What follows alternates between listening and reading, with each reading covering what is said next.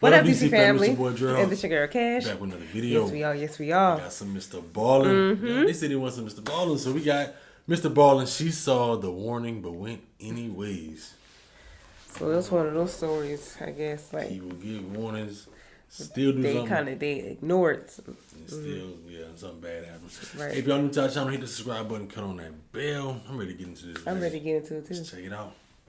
In 2016, a couple was walking up this dirt path on this wooded hillside when they came up to this huge barbed wire fence. And all over this fence were signs saying no trespassing and warning people that what was on the other side of this fence was very dangerous. But the couple ignored these signs and slipped through a break in the fence to the other side and just kept on walking. Minutes later, that couple would come face to face with a monster.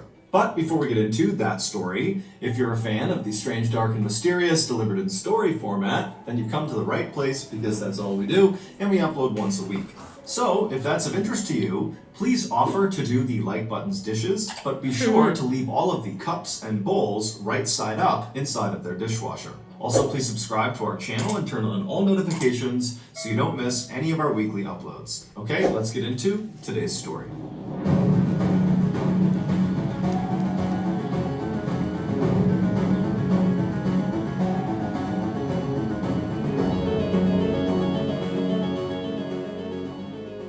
While she was in high school in Dayton, Ohio, Raquel Bain became known as a bit of a thrill seeker, primarily because she would do something called car surfing, which is exactly what it sounds like. She would climb onto the exterior of cars and hold on to the roof while somebody else drove it around. In addition to seeking out these physical thrills, Raquel was also drawn to psychological ones, like going to places that were supposedly haunted and seeing if she could spook herself.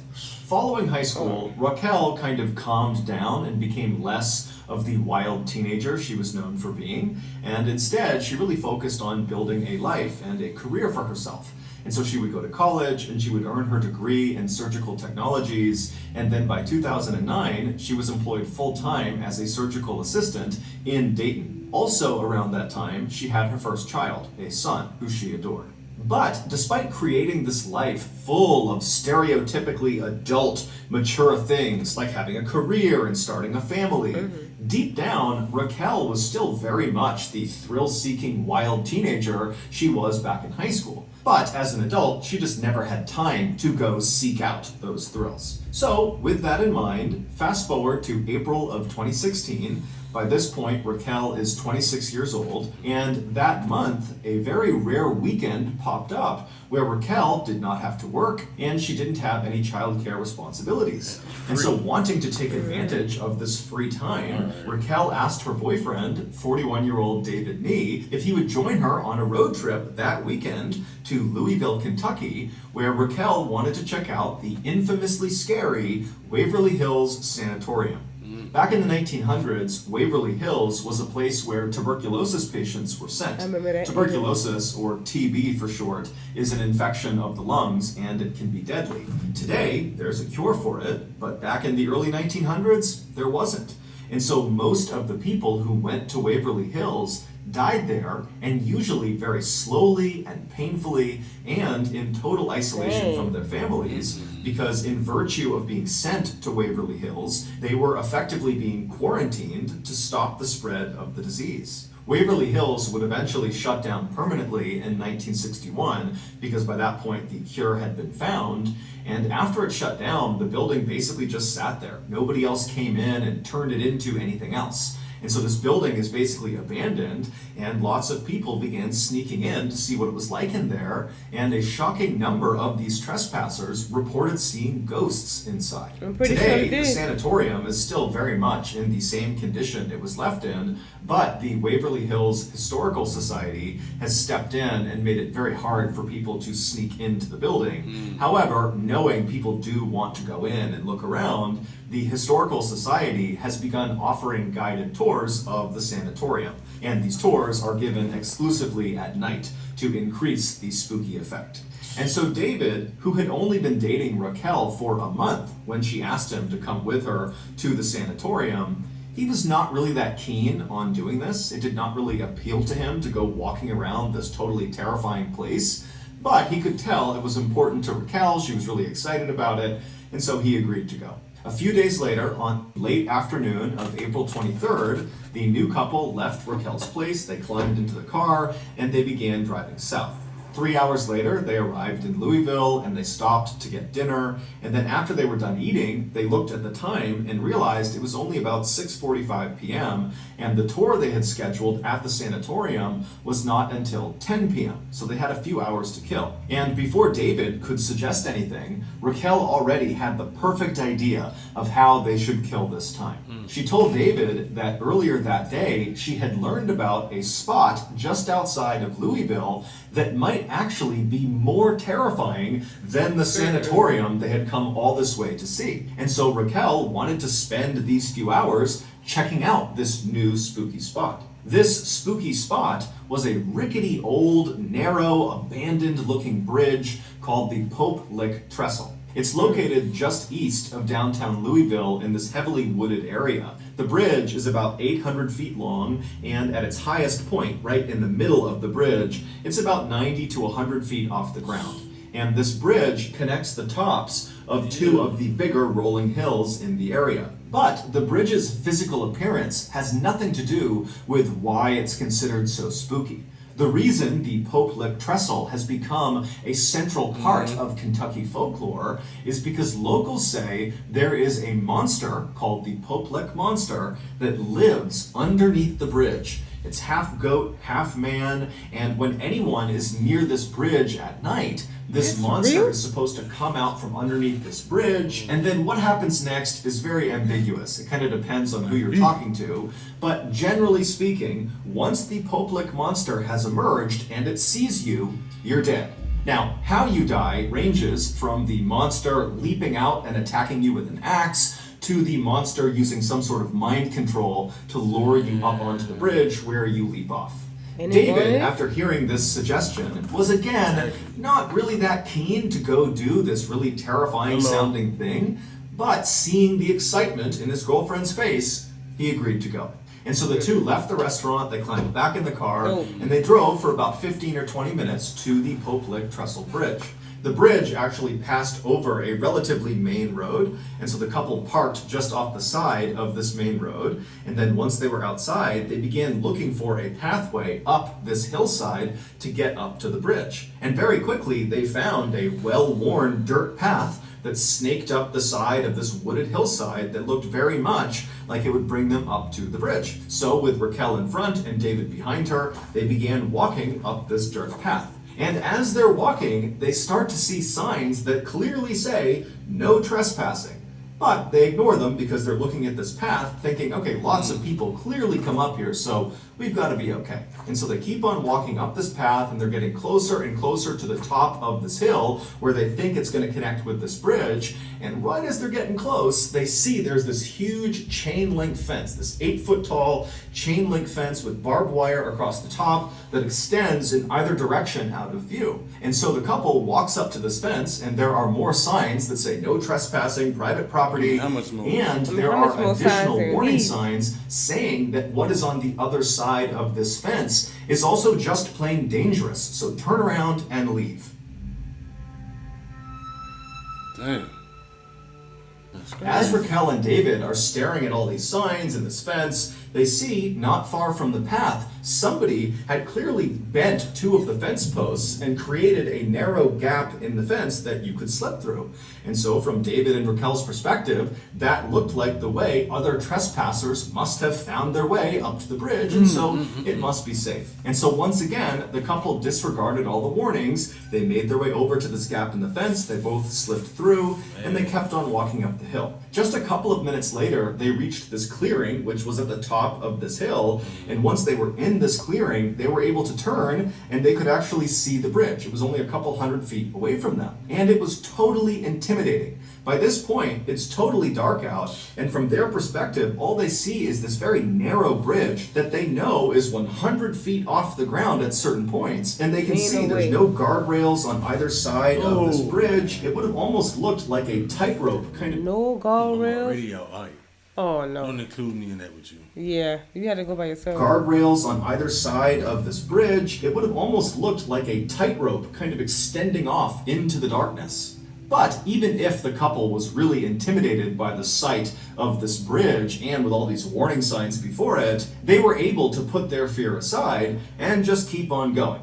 And so with David now in the lead and Raquel behind him, they walked the couple of 100 feet over to the start of this narrow bridge. And when they got there, without actually stepping onto the bridge, David came to a stop. He turned around to face Raquel and he gestured for her to come stand next to him so they could take a selfie with the bridge in the background. Because David at this point is thinking, we're not going to go on this bridge. We're just going to look at this bridge, take some pictures, and then we'll go. But Raquel, who he's looking at, gesturing to come stand with him, just walks right past him onto the bridge and takes several steps out onto this narrow, rickety old thing. And then she stops, turns around, and gestures for David to come with her and walk across the entire bridge.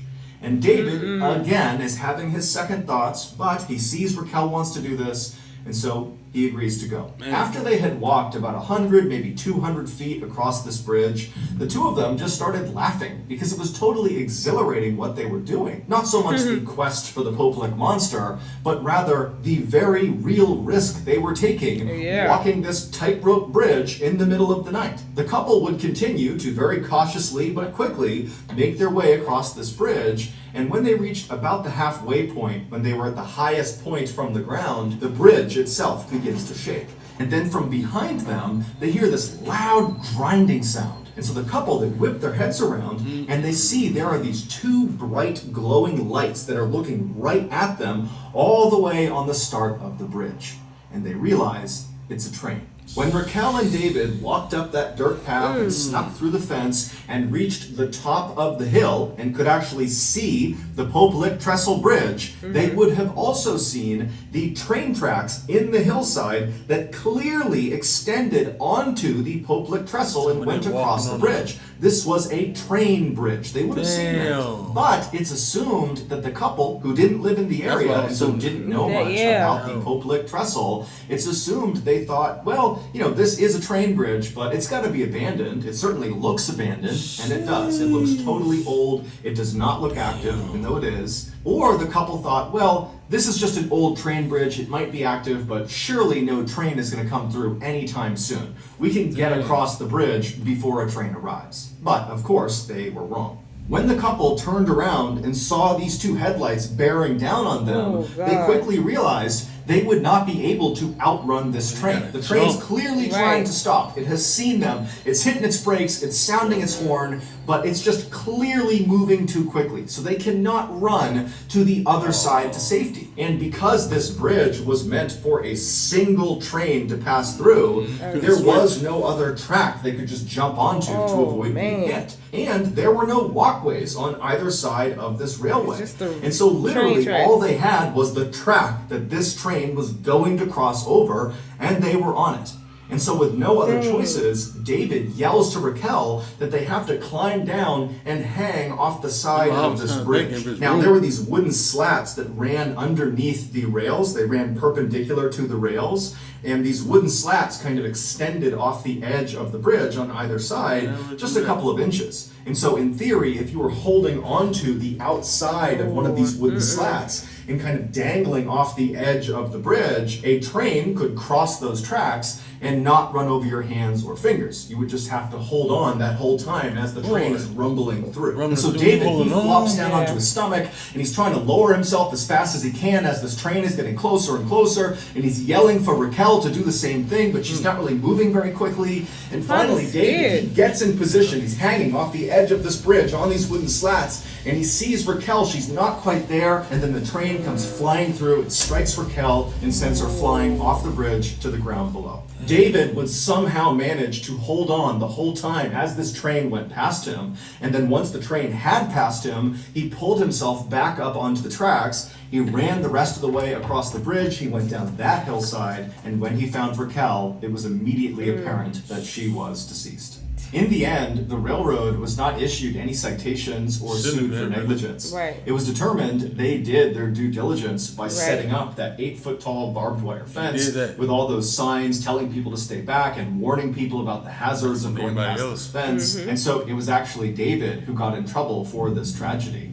He was cited and charged with a felony of unlawfully disrupting and or delaying a train, causing financial damages. He would plead to a lesser charge of trespassing and would be fined $2,300. Shockingly, this tragedy is just one of many that have occurred on the Pope-Lick Trestle Bridge. Since the bridge's construction in the 1800s, there have been dozens of people who have died on this bridge. And several of these deaths, many of them fairly recent, the last 20 or so years, have occurred under the same conditions as Raquel's. People went looking for the Pope-Lick monster and then were struck by a train.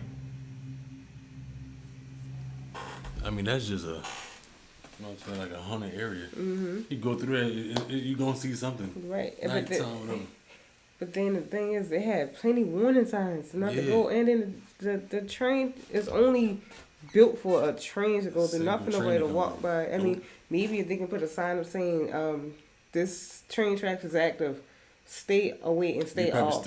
And they probably, some people probably still go because it's like they want to see the Pope monster, but nobody's not catching it. So they might be catching it. Shoot. I mean, I don't know. That's just crazy to keep going on the way. And then were struck by a train. That was crazy. That was crazy.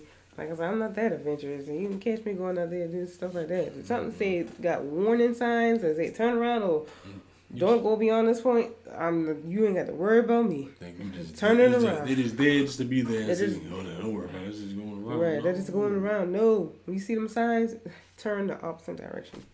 Go somewhere else. Train, they said train couldn't switch tracks. They couldn't jump on a different track. But luckily, the guy, her boyfriend or husband or whatever, he went on the side. But see, I guess he was like more strong because what if she thought that she couldn't hold on to those things? Because your feet would be dangling at that point. Like you really have to hold on for dear life so you won't fall. Either you gotta deal with that hard rumble from the train. Coming through, so that's why she probably was like, man, you know what? Hold it, boy. Yeah. Dang. That was MrBallen. She saw the warning.